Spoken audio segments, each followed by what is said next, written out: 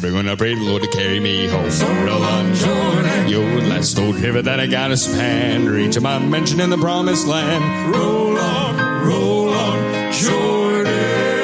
So roll on the mighty old river too, that sweet forever laddie. Oh, waves the roll gently guard your shores intently. Someday we must cross your foam. Roll on, Jordan, roll on, river deep and wide. My home is on the other side. When I reach the river, when I pray the Lord to carry me home. Roll on, Jordan, your last old river that I gotta span, to reach my mansion in the promised land. Roll on,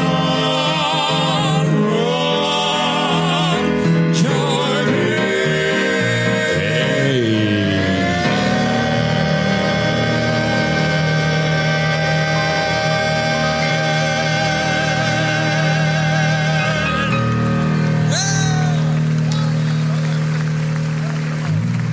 Well, on the mighty old river too, that sweet forever laddie. Old wings roll gently, guard your shores intently. Someday we must cross your foam. Roll Jordan, roll on, river deep and wide. My home is on the other side. When I reach the river, when I pray the Lord to carry me home.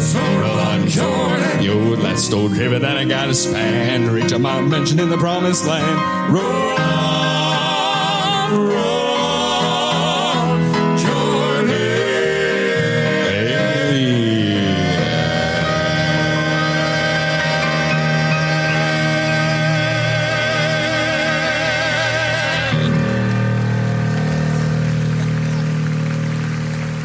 We love the Memphis Quartet show. Randy Shellnut was having a little problem with his voice that night, and that's why our old friend Josh Garner was filling in with them. He did a good job. Yes, he did. Who has a birthday this week? Happy birthday to John Rulapah. John sings with the reunited original Dove Brothers Quartet. His birthday is April 22nd. And we wish a happy birthday to all our Southern Gospel friends. We have more singing coming up in today's program, but first, Jean has been listening to some new music. After years of writing, singing, and producing music that propel them to be one of the most recognized acts in Southern Gospel, the Tallies are bringing their performing career to a close with one last collection aptly titled The Music Goes On. The CD opens with The Healer in the Grave. Another song, Looks Like Jesus to Me, is written about a Nashville ministry to the homeless called The Bridge. Triumphantly, the Church Will Rise, one of Tally's greatest hits, is also on the CD. That's The Music Goes On by the Tallies. This is a concert update from Gospel Music Today. For the next few weeks, be sure to check with the group or the venue before traveling to any concerts. If you're looking for a concert near you, you can check the database at gospelgigs.com, or you can always check the links at our website, gospelmusictoday.com. The members of the Rangers Quartet are a group of men that are saved by the grace of God and believe strongly in traditional Southern gospel music. Since the inception of the Rangers in 1936, many personnel changes have occurred and ownership has continually been passed down from one group member to another. They have continued to be a presence in Southern gospel music for 9 decades, and still today they continue to lift up the name of Jesus Christ in song at every opportunity. Based near Nashville, Tennessee, today's members of the Rangers are Mike Nelson, tenor, Bobby Wilson, lead, Larry Biggs, baritone, and Rick Bradley, bass. All are equally committed to carry on the heritage that the founding group started so many years ago. Honored by the governors of 2 states, the Rangers have been commissioned ambassadors of goodwill for both Texas and Tennessee. You can find out more about this week's feature group at rangersquartet.com. Coming up next on Gospel Music Today, Ken visits with Master's Voice. Welcome back to Gospel Music Today. From the National Quartet Convention, we spoke to one of our favorite quartets, Master's Voice, and that's up next on Gospel Music Today. We are at the National Quartet Convention. With me, the members of Master's Voice from the great state of Oklahoma, and sitting right next to me, Ricky Capps. Ricky, welcome to Gospel Music Today. Yeah, good to be back. It seems like a long time. I know, too long. Yeah, I know it. I'm going to ask you to introduce the group. All right, here's the group. Very good. Nice to see you guys. This is our bass singer, Jerry Pilgrim. It's our baritone, David Felinas, our lead singer, TJ Evans. This is our piano player / guitar player, Theron Perry. Okay. The very talented Theron Perry. Yes, don't tell him that. Well, he'll expect to get paid. We had to throw that in. Take me back a little ways before we talk about current projects to the beginnings of Master's Voice. How did that group come together? Man, it wasn't on purpose, at least from our vantage point. After a Sunday morning service, when I was just 17 years old, the pastor, who was also my uncle, he walked past me and some of my cousins sitting on the front steps of the stage of the church. And I don't know if we were in trouble. We probably were. But he said, "Hey, you kids are going to sing a song tonight, so get one ready." And I'd never sang in front of anyone. I mean, I was panicked. So that day, we practiced a song. The first song we ever sang was Crimson River by the Cathedral Quartet. I didn't know who the Cathedral Quartet was. We practiced, we sang that night, and to be honest with you, it was probably horrible. But our home church loved it, so we sang the next week, and then the next week. About a month later, a neighboring town was having a sing, and they heard about these teenagers singing, so they said, "Would y'all come sing at our church?" So we decided we better get a name, and we chose Master's Voice, and that was 24 years ago. So. And how long has Master's Voice been on the road consistently? Well, since a month after that. Really? Yeah, we were at least 3 weekends a month after that, and we went full-time 14 years ago. Wow.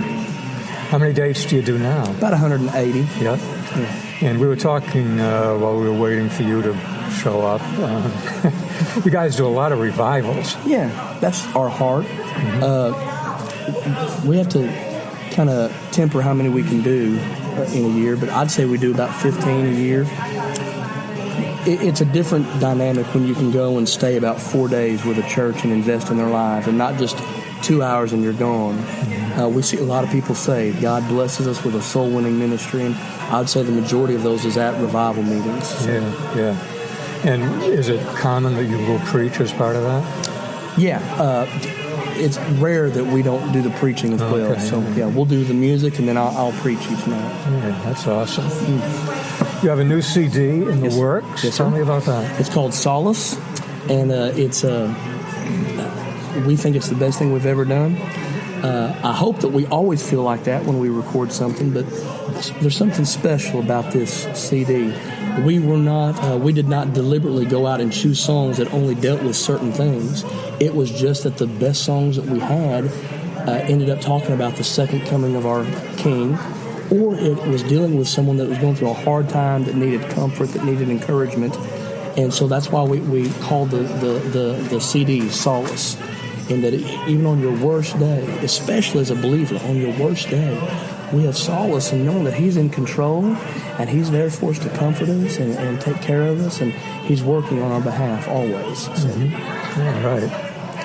Before we go, let me just go around and find out what the favorite song is in a concert. Okay, start with me. In the concert or on the new CD? In a concert. Okay. They're probably all going to be my songs. But oh, okay. We'll see. Yeah, for job security, all the songs that feature my wow, there's a lot of them. I'm probably going to say a song I really enjoyed singing is This Ain't Jesus. Yeah. Oh, yeah. Powerful song. Talks about the second coming of Christ. And it does a couple of things. First of all, if you're born again, it excites you because you're anticipating, you're looking forward to the second coming of Christ. If you're lost, we hope it inspires you to prepare yourself and get ready. It's both of those, Yeah. Jerry? I think my favorite that we're doing right now is probably Love Goes a Mighty Long Way. It's a little upbeat, and TJ tears it up, and I think it shows kind of the range of the group. Great message as well. About the fact that grace does go a mighty long way, which is even someone like myself. That's right. Speaks to me. Yeah. TJ.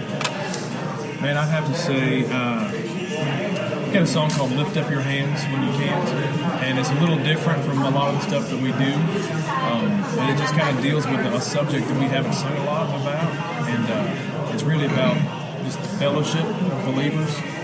It's essentially the story behind it is a family experience of really tragic loss, and the writer observed the church really gathering and rallying behind that person who had experienced that loss. And basically they said, look, we understand you can't worship like normal. You don't feel like praising today. That's okay. We're going to praise for you. We're going to lift your hands when you can. And it's been really amazing to see the impact that it has on the audience. It's just a special song. We all feel it. It ministers to us just about every night, and you can see the way that translates to the crowds. That'd be my favorite. Favorite song? My favorite right now is one that Jerry sings. It's another one like him. It's interesting to watch people who have never maybe been around Southern gospel music, or a lot of people my age haven't been around that and have never seen a singer like Jerry Pilgrim. And so it's always fun for me to watch them, watch him sing that low note, every time. I love it. That I'm a fan of Jerry's, so I'm biased. I can't help it. All right. He's wanting dinner tonight. So, all right. Well, that'll work. Well, we always enjoy talking to Master's Voice. We always enjoy hearing you guys sing. And I have to tell you, we were talking again while we were waiting for you to finally show up. I don't understand. Okay. We're talking about the preaching at the revivals, and I would love to hear that. But we've always been impressed by the amount of preaching that you can do in a 60-second song intro. We would go home from Master's Voice concerts talking about, did you hear what Ricky Kapp said? Oh, man, I'm honored that we're all just a bunch of frustrated preachers. That's what we are, Well, I would say one of the things that I've always wanted to do, even 20 years ago, coming to the Quartet Convention, is I wanted to be a student of this, of how to do this. So I'd watch the greats. I'd watch George Younts and Gerald Wolfe and Mark Trammell, how they did it. How you don't want to waste one syllable or one word. No fluff. Just get right to the point. You've got 60 seconds with them. Make it count. It better be something more important than the cost of the CD. Yeah. So, that's our heart. But I appreciate that, man. Thank you for the encouragement. You're welcome. And thank you to all the members of Master's Voice. Good to have you on Gospel Music today. Ken, thanks for letting us come here. AbsolutelyGospel.com this month has a feature about the Taylors in which Matthew Lawson interviews Jonathan Taylor about his life in the past 2 years, as well as what is going on with the music of the Taylors. You can find a link to AbsolutelyGospel.com at our website, GospelMusicToday.com. Hi, I'm Josh Singletary with Tribute Quartet, and you're watching Gospel Music Today. I believe we have a new music video. Yes, we do. This is from Donnie Raybon. This is his new radio release, God's Up to Something. Donnie Raybon is up next on Gospel Music Today.